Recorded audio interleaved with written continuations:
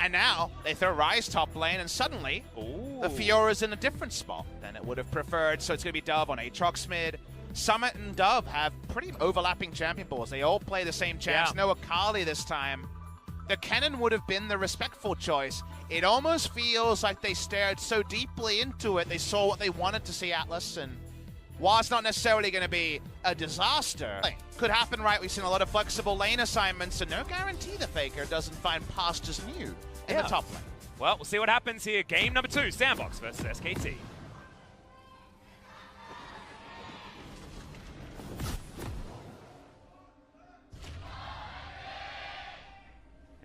Honestly, I feel like there's a lot of catch on both sides. This Clid's already out. Yeah, Dove is already dead as well. That's first blood going down very quickly in the mid lane. Beautiful Rek'Sai play. They're against a team that can brawl now. I love watching SKT play fast and loose in the early game. I think they're right up there with SandBox, the best early game team in Korea. Griffin only this week. Waking up in the early game, and Dove walked up, and Faker said thank you very much. Turns out melee champions get punished by a W from the side. Yep, I also think that investing the flash over from Faker is burst back. Look at this. The Dark Seal and also the Amp Tome. Onflix on a walk. Remember, a lot of CC here. Yep, Summit already doing way too much damage here to Khan. Gets the fleet footwork, but he's down to 100 health. The flash is going to come in. The lunge is going to be there. Riposte is available. Doesn't have to use it. 200 IQ, the problem solving with the mid. He went for a power buy. He has an entire lost chapter on this back rather than a tier. Yeah. The tiers might be on the side of SandBox, already a game down. And think about this. You slow it down and you're like, how do you get out of this?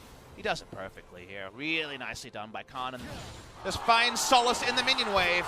Look at the SandBox goes. He's devastated. Yep, absolutely. You can understand exactly why. And the genuine side of Kingzone. This is just so good to see because we knew that he always had this kind of potential, and Clid, he wastes no time. There's the riposte. Summit is going to get slowed down by the Chilling Smite, and it's just too much damage. The Rek'Sai is doing so much. Called out earlier how Faker flashing instead of Clid was big. Let's talk about bot lane as Onflake is going to try and work out his angles. Yep, Marta's going to have to use the cleanse, uses the Grey Health there as well. It's the kick for the mini stun into the wall. Super Mega Death Rocket comes down, but it's only a 1-for-1 trade. It's even more turret plates, but this is exactly what you were talking about, Grant. The man who usually just knocks them all off in Teddy in the late game. We're going to watch the replay. Remember, it's 3v2, and they don't out-trade in the mid lane. Yeah, Onflake comes on in, gets himself the high-value kickback onto Teddy, locks him down in place for a long time, but he gets out, and the trade of kills is actually really bad for SandBox. We love those points at SandBox Gaming aren't rolling over in the early game. Yep. As this game goes on, so many things here from SandBox as Clid and Marta are just a two-man wrecking crew. Frozen Tomb comes down, World End is going to be there, but Dove immediately goes down into it. Safeguard has to be used to get Onflake out, as SKT have set themselves up for this Infernal Drake about as beautifully as you like. They finally kills out of nowhere, right? Maybe team fights are the way you need to go, because he already has IE. He can already get excited. Speaking of getting excited. Yeah, exactly. Ghost Meanwhile, is going to be as Faker just kills. Okay, see you later, Dove. Sorry about that, guys. The big zoom out that SandBox getting themselves some much-needed global gold. But Clid's going to take some much-needed lives that Dove has, because a flash in like that, you layer the CC, and it's all too easy here for Faker. Their storm should lead to some all-in potential later in the laning phase. All right. Lane. Yeah. CC bar going to be utilized there as Dove doesn't get the Infernal Chains. They wait this one out, and this is a see your death moment if ever I've seen one. Void Rush. Oh. Okay. They don't wait long enough. Slight misplay there from SKT as now Marta has to eat the Grey Health, but the Flame Chomp, as you can see, are going to stop him from being able to get there. Onflake, that's a bit of a mistake. As Teddy able to avoid that one. He's waiting for another E. The Arcane Shift would be the end of Onflake, but Safeguard gets him over to Joker. He's still going for it, but gets himself over the wall, and this took a little bit of a while, but Faker is able to lock that down. The Ignite isn't going to be enough, and Faker survives. So much action across the maps. That turret falls down. Onflake going to be able to take another Shelly Rivers, but Marta has decided that himself and Clid don't want to let this one go down for free. Death Sentence is going to land. Teleport from SKT. They're going aggressive as Marta gets himself the Devour. Shelly is still fighting in this one, but there's the ultimate from Faker. This is what we were talking about. The Jinx just can't click anything because she's dead before she can make a decision. Khan makes his way in. They even goes down for the first time this game. Yeah, it's unfortunate because that was also a lot of kill gold going over to SKT. 2,000 gold going to be their lead as we check out this replay from a long time ago. Yep. Marta going down was an inevitability, but just a bit of a mistake there from OnFleek. That wasn't even a flash from Teddy. Just straight up got out there. OnFleek wasn't clean enough. Yeah. On the kickback. Bot lane. I feel like this play happened 4 times in a row. Yeah. We're going to watch the charm. Let's focus on the picture-in-picture as the Drake has been started by SKT, and SandBox are their second, therefore should miss out. Yeah, not going to happen. This is fake calculated, is what you say in the chat afterwards. I think that was a single-digit health bar there for the Lissandra as we check out this fight as well. Look at how many TPs there are, right? Yeah. First comes Lissandra, then comes Fiora.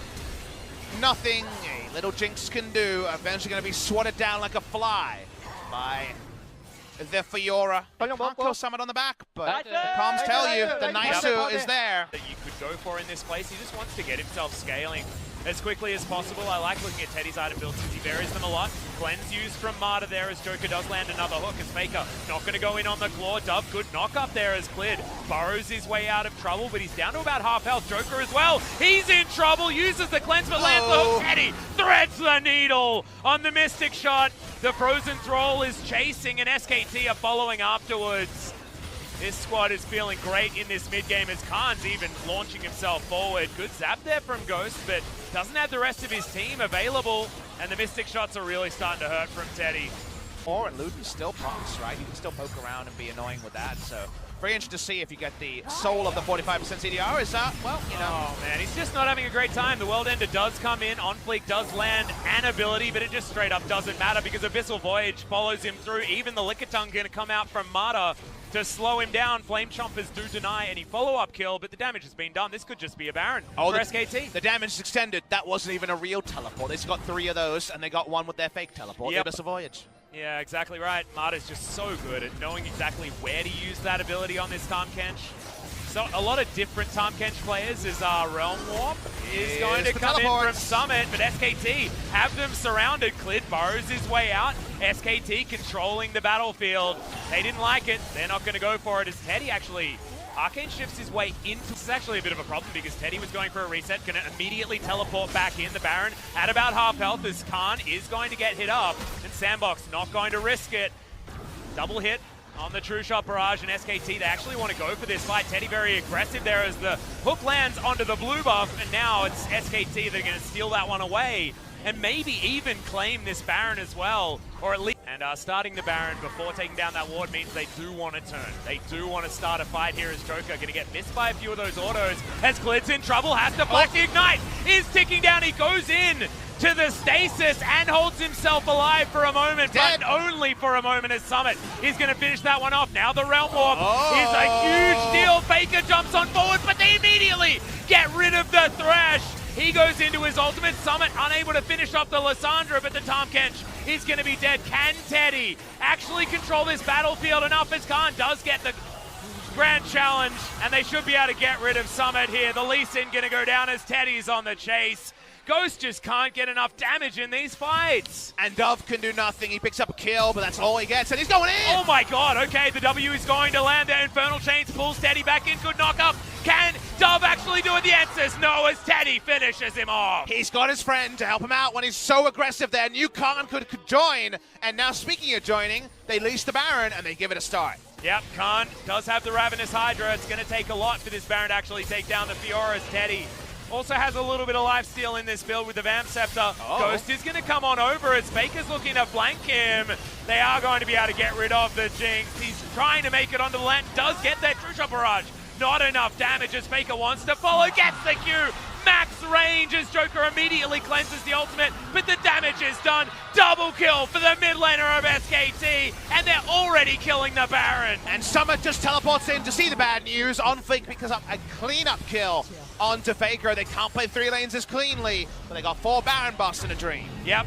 Faker's happy just to stay. The claw was armed as in the mid lane. All right, see you later, Jinx. That's the Void Rush. That's why the Rek'Sai is so incredibly strong. He's even able to get out with the GA available. The double kill on the bottom side of the map. SKT, they don't want just a Baron. They want the entire base of SandBox as well. They're ready to go home. They're tripling the kills. They're trying to end it around 30. SKT take down that mid lane inhibitor. Can they get any more? Right now, the minion wave suggests no. Yeah, well, I mean, Khan has prepared the bottom sides. He's going to move this one in. SKT move on over as well. Still 20 seconds on Ghost. Yeah, they might as well keep going. Exactly right. That is definitely another dead inhibitor. Inner turret still available on the top side of the map, so SKT, they take exactly what they want. Maybe even Nexus turrets now as well, as Teddy is just trying to get some pot shots with these. Oh my god, Dove! He takes way too much damage. World Ender has to be used. The claw may be a little bit premature from Faker, as they're not going to be diving these turrets, they're just going to be murdering them. They still got the Baron buff another minute, so they keep going. Yeah, Teddy can't miss a skill shot right here, as Joker's just going to get wiped out. Summit in trouble. Faker self-salt to just create all of the control of this area. Teddy didn't want to be devoured right there, he just wanted to kill the members of SandBox. Dove goes down. Not enough stasis for you, my friend, I'm sorry. As he's looking to try and get rid of Summit, but Ghost is available. Some low health bars on SKT's side, but Teddy's just too big. Double kill comes in. No one's dying. I know, right? Khan's able to get out. That's the triple kill. Could it be the Quadra? I don't think so, because the Nexus is going to die too fast. Teddy is gigantic and locks it down for SKT. What an insane end. We knew SKT would win when they got that last Baron, but the fact that they kept going and Ghost at full health couldn't stop the game ending around 30 minutes is insane. They're going in and out with low health bars, with cooldowns, like Repose being communicated to a millisecond.